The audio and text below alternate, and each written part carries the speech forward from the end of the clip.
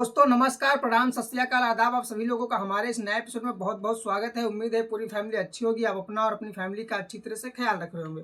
दोस्तों आज की जो घटना है, आज की जो कहानी है, वो कुछ इस प्रकार की है कि एक ऐसा जो लड़का है जो जन्म लेता है और वो बड़ा होकर के जो माँ बाप उसे पाल रहे थे, जो उसकी देख रेख करते हैं, उसे हर प्रकार से जीवन जीने की सुविधाएं देते हैं, अपने कलेजे से लगा कर के रखने वाले बेटे को ये नहीं जानते थे कि आने वाले समय में कोई ऐसा समय आएगा जब हमें कुल्हाड़ियों से काट करके फेंक देगा। और थोड़ी सी सिर्फ धन संपत्ति और पैसे की बात को लेकर के। दोस्तों ये कहानी बहराइच की है और बहराइच में एक जगह लगती है रुपाई डीहा, जो थाना है, जिसका गांव लगता है बसंतपुर। और बसंतपुर में 2 मार्च 2026 को रात के लगभग 1:30 बजे होंगे और 1:30 बजे चीखें आने लगती हैं, चिल्लाने की आवाज़ें आने लगती हैं। और उस चीख और चिल्लाहट की जो आवाज़ें थे वो पूरे गांव में धीरे धीरे फैल जाती हैं। जो आसपास के पड़ोसी हैं, जो गांव के लोग हैं, वो सभी लोग अपने घरों से आकर के झांकने की कोशिश करते हैं, देखने की कोशिश करते हैं। और जब उस घर तक पहुंचते हैं तो पता लगा कि घर का गेट भी बंद है, इसलिए कोई बाहर से आया नहीं, घर के अंदर ही कुछ ना कुछ हो रहा है।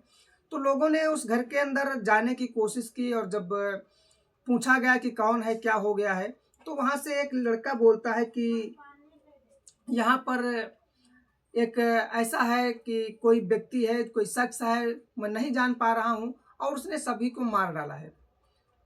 तो लोग धीरे धीरे जब पूछते हैं कि अंदर आने का क्या मामला है, कैसे आऊं, जब ऐसी सारी बातें होती हैं तो खैर धीरे धीरे जो लोग होते हैं वो अंदर पहुंच ही जाते हैं। 4-6 लोग हिम्मत जुटाने के बाद में अंदर पहुंचते हैं और पहुंचने के बाद में देखते हैं कि वहां पर 6 लोगों की, लगभग जो 6 लोग हैं, वो खून से लथपथ सबकी बॉडी पड़ी हुई है। और हर कोई कराह रहा है, हर कोई चिल्ला रहा है, हर कोई परेशान है, हर कोई रो रहा है। अब इन सारी चीज़ों को लेकर के जो गांव के लोग थे, उन लोगों ने उसमें जरा सा दखलंदाजी नहीं की और किसी ने फ़ोन किया और पुलिस बुलाई और सोचा कि जब पुलिस आएगी वही इन सारी चीज़ों का खुलासा करेगी और आखिर क्या हुआ है, कैसे हुआ है, इन सब का पता लगाया जाएगा। दोस्तों ये बात तय थी कि जब पुलिस आती है तभी सारी चीज़ें होती हैं। वहाँ पर सूचना मिलने पर जब जिस तरह से बताया गया कि 6 लोगों का कत्ल हुआ है, लगभग 6 लोगों को खून से लथपथ बॉडी है यहाँ पर, तो वहाँ पर वो चाहे सीओ हों, चाहे थाना इंचार्ज हो, चाहे पुलिस हो, दरोगा हो, एसपी हो, सभी लोग, एसएचओ, सीओ और एसपी, इन सब के साथ टीम पूरी आती है और आने के बाद में वहाँ पर देखती है कि वाकई में बात जो है 6 लोगों की बॉडी पड़ी हुई है और सब खून से लथपथ हैं। सभी को उठाया जाता है और वहीं के नज़दीकी सीएचसी हॉस्पिटल में ले जाया जाता है, जो सामुदायिक स्वास्थ्य केंद्र है, वहाँ पर ले जाया गया। और ले जाने के बाद में जो पहले उस घर के मालिक होते हैं, उनका नाम होता है बदलू राम, जिनकी उम्र 62 साल होती है। उनकी मौत हो चुकी थी। उनकी जो पत्नी है संजू देवी, उनकी भी मौत हो जाती है। उनकी एक बेटी होती है पार्वती, जिसकी उम्र 32 साल होती है, उसकी भी मौत हो जाती है। उसका एक बड़ा लड़का है बदलू राम का, जिसका नाम गुरुदेव होता है और गुरुदेव की उम्र लगभग 33 साल होती है, वो बचता है। और जो बदलू राम की माँ है, जिनकी उम्र 42 साल होती है, उनकी भी मौत हो चुकी है। और जो एक छोटा बेटा है बदलू राम का, जिसका नाम निरंकार है, उसकी भी हालात जो है मरणासन जैसी है, बहुत ही सिचुएशन गंभीर है। तो उसका इलाज कराया जाता है, लेकिन इलाज के साथ साथ डॉक्टरों ने उसे लखनऊ ट्रामा सेंटर को रिफ़र कर दिया और कहा कि वहाँ हो सकता है इसका इलाज अच्छी तरह से हो जाए, जिसके बाद ये ठीक हो जाए। लेकिन उसी का एक जो बेटा बड़ा है गुरुदेव, जिसकी हालात सही थी, ठीक ठाक था, उसका इलाज वहीं पर चलता है। और इलाज चलने के बाद में जब मीडिया आती है और पूछताछ करती है, तमाम सारे लोग, जो पुलिस होती है पूछताछ करती है, तो पूछताछ में ये होता है कि पूछा जाता है कि आखिर ये हादसा कैसे हुआ, क्यों हुआ और क्या हुआ है। तब वो बताता है कि जो 3 मार्च को वो सभी लोग जय गुरुदेव के अनुयायी थे और जय गुरुदेव का 3 मार्च को उसी जगह पर जो उनका सत्संग का कार्यक्रम है वो होना था, इसलिए परिवार के सभी लोग इकट्ठा हुए थे। यहाँ तक कि जो इसकी बहन है पार्वती गुरुदेव की, वो भी यहाँ पर आई थी। और जो एक छोटी बेटी है लक्ष्मी, वो नहीं आ पाती है और वो सुबह ही 3 तारीख को आने वाली थी, कार्यक्रम में शामिल होने वाली थी। लेकिन जो 2 तारीख को एक पार्वती मल्हीपुर में जिसकी शादी की गई थी, वो नहीं जानती थी कि आज मैं जितना जल्दी आ गई हूँ, इसलिए मतलब जो आने का समय है वो मुझे यहाँ खींच लाया है और वो मौत के घाट उतार देगा, ये कुछ नहीं मालूम था। उसने बताया कि सभी लोग तैयार हुए थे कल के लिए, लेकिन आज के काफ़ी दिन पहले 12 बिस्वा जो ज़मीन थी वो बेची गई थी। जो बदलू राम ने मेरे पिता ने बेचा था, वो लगभग 5 लाख के आसपास ज़मीन बिकी थी और 5 लाख रुपए का हम दोनों लोगों भाइयों को मिलना चाहिए था, यानी गुरुदेव और निरंकार को। लेकिन गुरुदेव और निरंकार दोनों लोगों को वह पैसा नहीं मिलता है, जिसकी वजह से आए दिन जो निरंकार है, छोटा वाला भाई है, वो घर में लड़ाई झगड़े किया करता था। और आज की जो बात है, तो आज ऐसा हुआ कि आज ये लड़ाई झगड़ा कर रहा था और सब लोगों को हमने रोकने की कोशिश की, संभालने की कोशिश की, लेकिन मेरा जो 10 साल का बच्चा है, वो घर के एक कमरे से आवाज़ देने लगता है, तो मैं अंदर चला गया और उसके बाद जब मैं बाहर आया तो छोटा वाला भाई के हाथ में कुल्हाड़ी था और वो सभी को दनादन कुल्हाड़ियों से मार रहा था। और मैंने जब उसे देखा तो मैंने अपने बचाव के लिए उसकी कुल्हाड़ी पकड़ी और कुल्हाड़ी पकड़ने के बाद में जब मैं बचाव कर रहा था, उस वक्त वो कुल्हाड़ी छीना झपटी में उसके भी गर्दन पर लग गई, जिसकी वजह से वो भी ज़मीन पर गिर गया। और मेरे मारने की कोशिश की तो मुझे भी सर में लग गई, जिसकी वजह से मैं भी गिर गया। अब इतने सारे जो हादसे हुए थे, इतनी सारी मौत हुई थी, 4 लोगों की तो ऑन स्पॉट मौत हो चुकी थी, दादी, माँ बाप, बहन की। और गुरुदेव जब इन सारी चीज़ों से बता रहा है, अपनी बातें बताता है, तो पुलिस को बड़ा हताश होता है कि एक कैसे एक बेटा अपने इतने लोगों को जान से मार सकता है धन संपत्ति के लालच में। लेकिन जैसे ही उसके बाद में एक छोटी बेटी है जिसका नाम लक्ष्मी है, वो आने वाली है, 3 मार्च को आने वाली होती है। जब वो 3 मार्च को इस हादसे के बारे में जानकारी होती तो वो भी मौके पर पहुंचती है। पहुंचने के बाद में वो सीधे पोस्टमास्टम हाउस में जाती है, जहां पर उनके माँ बाप का पोस्टमास्टम होने वाला है। वहां पर पुलिस उसे रोकती है और पुलिस रोकने के बाद में पूछताछ करती है कि आखिर तुम कौन हो और क्या करने जा रही हो। तो बताती है कि मैं बदलू राम की छोटी बेटी हूँ, मैं अपने माँ बाप को देखने जा रही हूँ, एक नज़र देखना चाहती हूँ, ऐसा हादसा हो गया, कैसे हो गया मुझे बताना मालूम नहीं है, लेकिन मैं जानना चाहती हूँ कि आखिर ये कैसे हो गया है।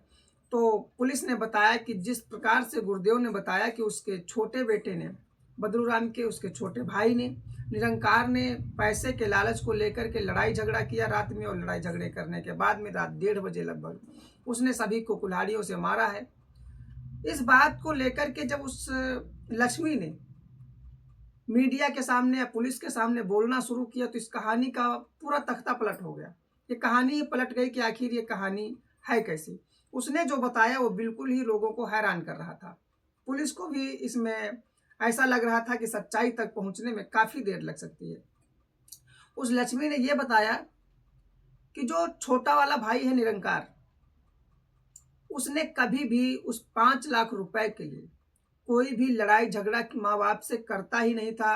ना कोई बहन से कुछ बात करता था, ना बाप से बात करता था, ना माँ से बात करता था, ना मुझसे कभी तक वो लड़ाई किया, ना जो इसका बड़ा भाई गुरुदेव है, ना उससे कभी ये लड़ाई करता था। इसने पैसे के लिए कोई भी लड़ाई नहीं की और किसी से किसी प्रकार की लड़ाई नहीं करता था। इसमें जो बड़ा वाला भाई है जिसका नाम गुरुदेव है, इसकी पत्नी आज के 3 साल पहले चली गई थी, जिससे वापस नहीं आई, क्योंकि इसने बहुत मारा पीटा और ये बहुत खूंखार और गुस्सालू प्रवृत्ति का है। पैसे के लिए हमेशा जो लड़ाई थी, जो झगड़े थे, वो इन्हीं की तरफ से थे। गुरुदेव हमेशा माँ बाप को परेशान करना और टार्चर करना और हमेशा उस पैसे के लिए ताना देता था। इस प्रकार से करता था कि शायद मुझे लगता था किसी न किसी दिन ये पूरे परिवार की जान ले लेगा, और आज वही हो चुका है।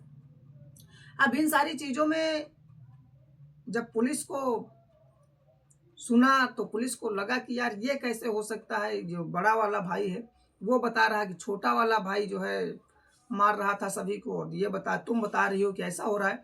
तो उसने फिर से गुरुदेव से पूछने की कोशिश की, तुम्हारी पत्नी कहाँ है, आखिर क्यों नहीं आती है। तो उसने कहा कि मेरा बच्चा छोटा था और वो एक दिन कुछ पैसों की चोरी करता है, जिसकी वजह से मेरी पत्नी मेरे बेटे को बहुत मारती है। उसकी वजह से मैंने बहुत उसे मारा था, और जब मैंने मारा था तो उसका भाई आया और लेकर के चला गया, जिसके बाद वो वापस नहीं आई। तो अब पुलिस पूछ रही थी कि आखिर पैसों के लिए जो लड़ाई है, जो झगड़े हैं, वो तुमने किए हैं? तो कहता है कि नहीं, मैंने नहीं किया है। लेकिन जब पोस्टमार्टम हुआ, सबकी डॉक्टरी हुई, सबका इलाज हुआ, तो ये लगा कि सभी के गर्दन पे कुल्हाड़ी से वार किए गए थे, पर जो गुरुदेव है उसके गर्दन पर कुल्हाड़ी के कोई वार नहीं थे, उसके सर में ईंटा लगा हुआ था। ये इसका सबूत था कि जो ईंटा लगा हुआ है वो सभी को मारने के बाद में, और जब 4-5 लोगों को उस कुल्हाड़ी से मारा गया तो आवाज़ बाहर नहीं गई, ना किसी ने चीखा और ना चिल्लाया, क्योंकि इतना किसी को मौका नहीं मिला। लेकिन जब इसके सर पर ईंटा लगता है तो ये चीखना और चिल्लाना शुरू कर देता है, लोगों को जगाना और बताने की कोशिश करता है कि हमारे यहाँ ये हो रहा है। अब हालात ये थे कि वो ईंटे का जो निशान था वो पोस्टमार्टम रिपोर्ट में किसी और को नहीं मिलता है, सभी के अंदर कुल्हाड़ी के निशान थे। लेकिन जो डॉक्टरी हुई थी इसकी, गुरुदेव की, इसकी डॉक्टरी में ये निकला था कि इसके ऊपर सर पर ईंटे का वार है। ये पूरी तरह से साबित होता है कि सभी को मारने के बाद इसने खुद ही अपने हाथों से अपने आप पर ईंटा मारा और लोगों को दिखाने की कोशिश की, लोगों को बताने की कोशिश की कि ये हादसा हमारे घर पर इस प्रकार से हुआ है। अब इन सारे घटनाओं को लेकर के पुलिस आगे की छानबीन में है, जानकारी जुटाने की कोशिश कर रही है कि आखिर इसमें जो दोषी है वो कौन है, जो क्रिमिनल है जिसने कत्ल किए हैं वो कौन है। सारे तथ्यों और गवाहों के साथ साथ जो फॉरेंसिक एक्सपर्ट हैं वो भी लगे हुए हैं, तमाम पहलुओं की जांच हो रही है। जब इन सारी चीज़ों को खुलासा होता है तब किसे कौन सज़ा दी जाती है, ये अब भविष्य में सबूतों के आधार पर कोर्ट में जो फैसला होगा उस पर अमल करता है कि क्या होगा आखिर।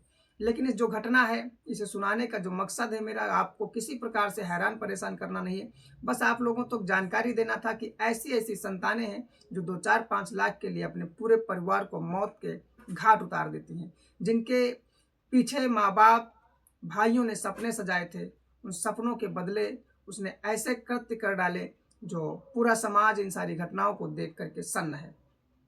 दोस्तों, इस घटना के बारे में आपकी जो भी समझ में आया हो कमेंट में अपनी राय जरूर भेजिएगा। वीडियो अच्छा लगा हो तो लाइक कर दीजिएगा, चैनल को सब्सक्राइब कर लीजिएगा। मिलते हैं कल रात 9 बजे एक नए एपिसोड में सच्ची घटना के साथ। तब तक के लिए नमस्कार, धन्यवाद, जय हिंद।